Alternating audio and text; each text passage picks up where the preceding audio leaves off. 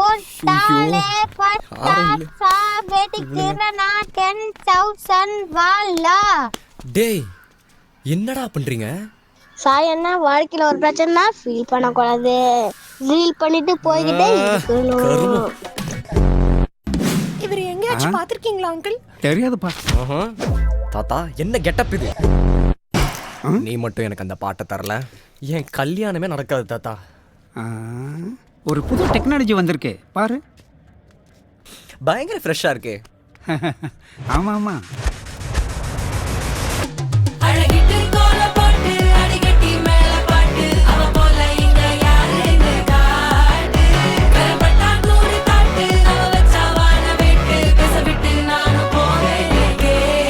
போதும் கொடு.